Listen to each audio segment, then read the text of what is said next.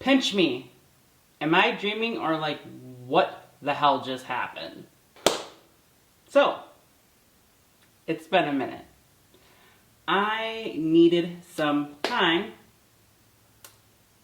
because I don't know what's going on in my head right now and my emotions and feelings. So, bear with me on this one, okay?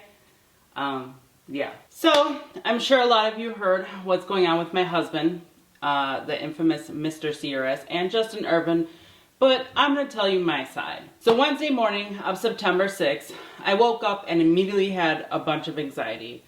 Started tearing up because I'm worried of the outcome of my husband, but then I'm excited because I get to see his face in person instead of through a screen because I haven't seen him since the night of April 20th. I mean, think about that for a second. I mean, that's crushing. I mean, just talking about this is extremely traumatizing. I don't want to have to come to terms with my emotions. But if I end up crying, don't mistake my tears. I'm having in this video for my weakness. This is courage, strength, and the truth of what our families are going through and these innocent men are going through. The American people need to understand how the government don't care about people, families, kids. They just care about themselves and power, money, etc. So Matthew's dad, Matthew's and I, youngest daughter, and I met Rich and his wife Terry downstairs at the hotel that we were staying the morning of. From there, we go to the parking garage, and that's right across from the courthouse. Rich's wife Terry watches my daughter so that I and Matthew's dad can attend sentencing hearing. Terry, bless your heart. And thank you so much for that. I really appreciate all that you and Rich have done a lot. It means the world.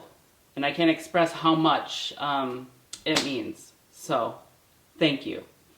Guys, go subscribe to Flying Rich because he's helped me with so much. And every time I call, he always picks up and he's right there. So I really appreciate that. Okay, so Rich, Matthew's dad, and I are walking outside of the parking garage, go inside the courtroom. My nerves are just bouncing everywhere at this point because I'm feeling so many different emotions. We go through the detector and inside the elevator to level 10. This is so hard. I don't want to do this. I don't want to come to terms with my emotions. I don't like this. We're almost to the doors of walking into the courtroom that my husband and Justin are at. I rush to the doors and there was my sweet, handsome husband. He was so close to me, I can just smell him. I'm cheesing at this point of seeing his face and how great and safe I feel even when he's just 2 feet away from me. The urges I had to just jump into his hands were like so strong. I find the closest spot I can and sit next to him. I sat down and just gazed into his eyes and smiled from ear to ear, seeing his beautiful blue eyes and his lips and, well, everything, the rush of so many emotions I'm feeling, just everything. He says, I love you, and I say, I love you so much, babe. Fuck. We all rise as the judge walks in. A lot of it is a blank to me because I'm just soaking in the time I'm seeing my husband so close to me and I'm still in shock of how and why this is happening. So after all the pleasantries, it became immediately clear that the judge and the prosecutor wanted to put them away for 10 plus years. They are going to use an enhancement that 200 plus firearms carries a 10-year sentence, and they were going to upward departure from there. But Matthew's lawyer came in and explained that it didn't meet the definition of a firearm, and he was 100% right. Even in the PSI, the lady agreed with Matthew's lawyer, but if you follow the law as written, Matthew shouldn't have even been at an offense level 18. He should have been somewhere around like 12, aka pretty much going home on probation or like a couple of months. So Matthew's attorney, Fudbusters, that's his YouTube channel, and the stupid government went back and forth for hours and hours. Mind you, sentencing is only supposed to usually take around 30 minutes to 1 hour. This took all day and a day and a half. Like, that's how crazy this was. After the judge and the prosecutor consented that Matthew's lawyer was correct, and that there are two definitions, one for a firearm that actually goes bang, and then a catch-all for like shoelaces, paper clips, pieces of metal, etc. And the enhancements are only for the firearms that goes bang. At this point, she got frustrated and said screw it, and just used her discretion to change the offense level to 32, which is 10 to 12 and a half years. Then she let the boys speak. And remember, double digits are hanging over their heads right now. And also, I remember when she said offense level 32 and Matthew stared at me like he was going to break down. And I knew it that very moment. I couldn't. I needed to be strong. And I looked at him and I said, everything will be okay and we'll figure it out. And I put my hands down like this for calm because he just like stared at me like, so traumatizing. And I said, I'm here for you. He held it together, so they spoke for acceptance. But the whole time they didn't accept shit because why would they? They didn't do anything wrong. Remember, Matthew called the ATF and they said it was legal. Sorry if this video is like kind of like all over the place. I don't know. I don't know. So Justin was up first and he said some stuff, lots of stuff. A lot of it wasn't coherent, but you have to understand he's been sitting for over 2 years quietly getting railroaded. He talks about how he's always helped people, how he's in a baby orange jumpsuit, and this person gets to go home, and this person gets to go home, and this person gets to go home, but when do I get to go home? And how much he loves his family, and that he's always done the right thing, and how the government are trying to hurt him and his family and friends and the American people. Then next, Matthew's up, and he says, Your Honor, I truly believed I was doing the right thing.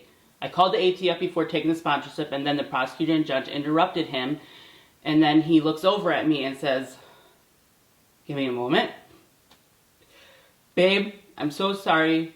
You and the girls don't deserve to go through this, and I love you very much. And I broke down. I broke down bad, and the whole time I'm thinking the government is doing this to us. We all don't deserve this. Like, this is unconstitutional. Like, I don't understand. After all that, it's like 3:30 at this time, and it started at 9:30, and the judge says, I need some time to think about all this, and says, we will continue September 7th at 11:30 because the judge essentially needs to do this because she is using her discretion and not an enhancement. She needs to find a similar case and a sentence similar, or the sentence will just get appealed. And the prosecution, they were asking for like 20 some fucking years, which is absurd. We all rise, and I watch Matthew and Justin leave, and Matthew and I say I love you to each other, and I said call me as soon as you get back, and Justin and his dad say I love you to each other. And mind you, I have seen the ATF and the prosecutor laugh multiple times during this. That is so unprofessional, and that's bullying. You guys are such big bullies. Like, it's so gross, dude. I don't know how you can sleep at night. Like, I just don't.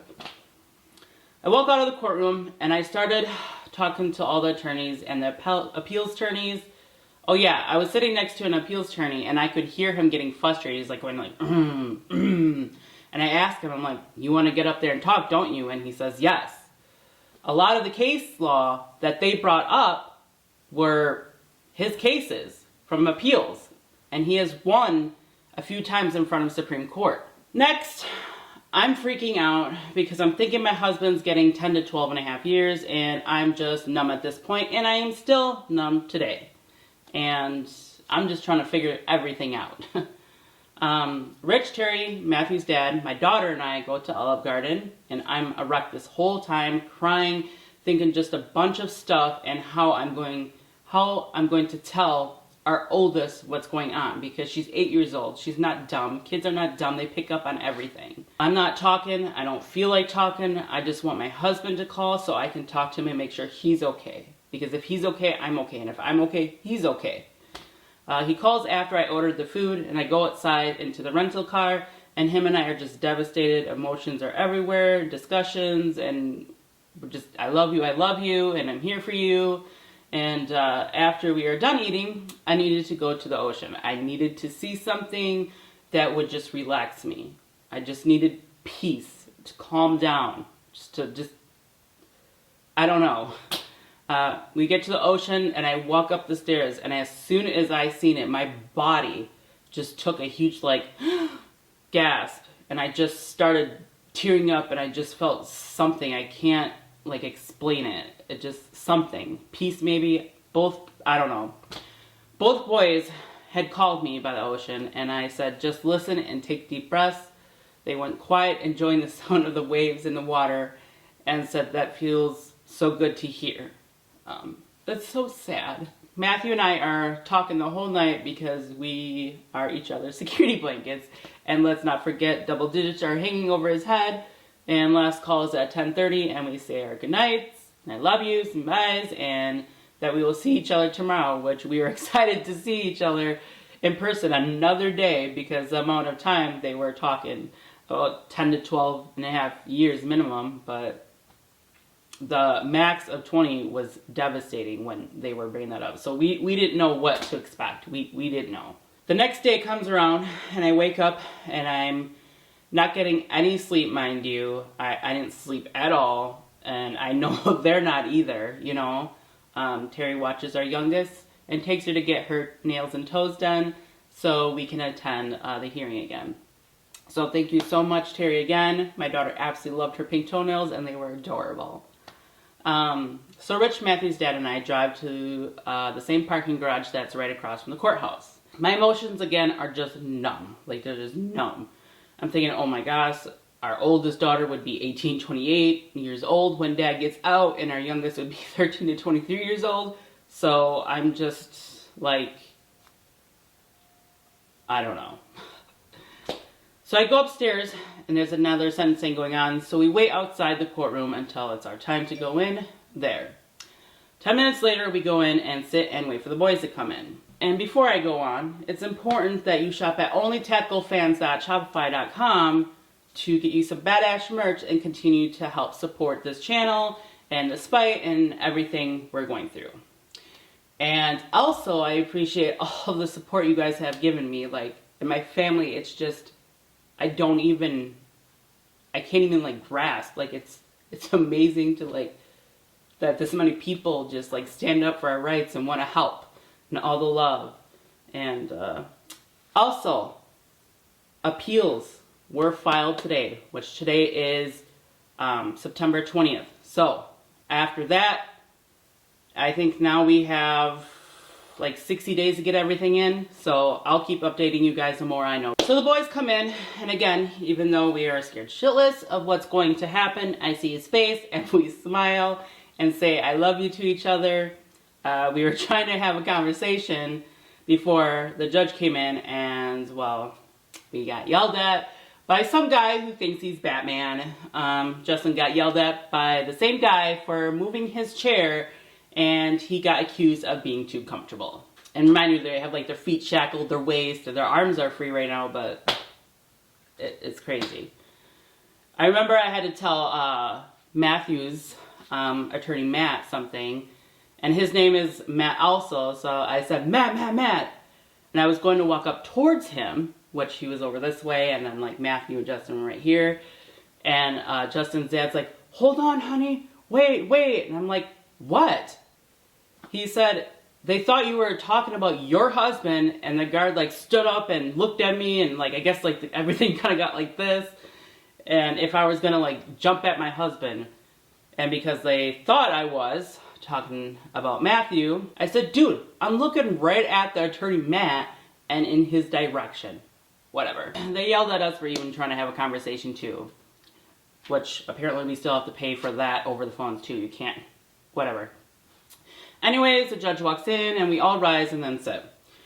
Then she proceeds to make us think that we're getting double digits for 2 hours, and then say the only case she can find that's similar got 5 years. She also had explained, if these are so dangerous, then why haven't you, as in the ATF, went around and collected them? So she gave Matthew 60 months, which is 5 years, and Justin 68 months, and she waived all fines and fees except for $500 for Matthew and $1,200 for Justin, and they took all of Justin's assets. I mean, all of it. Even his mom's vehicle, who his mom had passed, unfortunately, 5 years ago, they took that vehicle that was his mother's. I mean, that's fucked up. So then it ended, and I said goodbye, and I love you to Matthew, and bye to Justin, and said call me.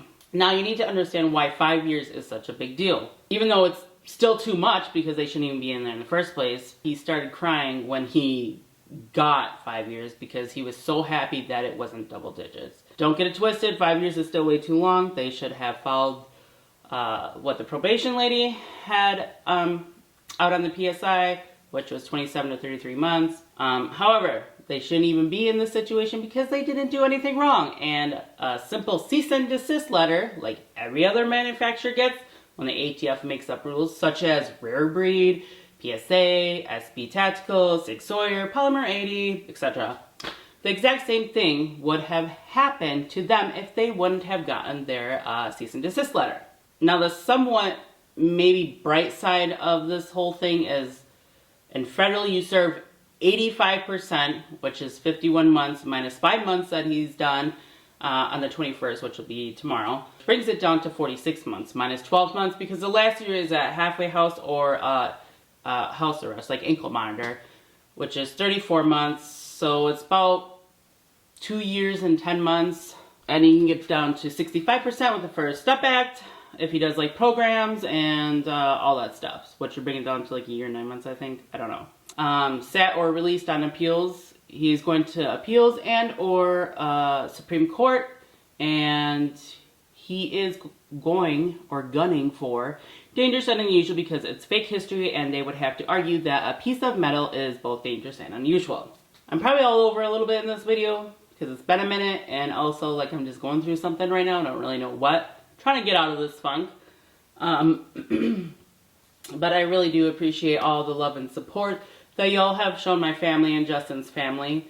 And if you'd like to continue to support us, don't forget to shop at onlytacticalfans.com Shopify. And also there'll be like Givesendgos and Patreon and Amazon. And even when you click on the link from Amazon, if you don't buy what's on the little screen that comes up when you click on it, just going off there because you went off my channel, I get a little kickback there. So I appreciate it. And until next video, which stay tuned because I'm unfolding some stuff. I'm investigating my own self, and we're gonna see what happens. So, thank you guys.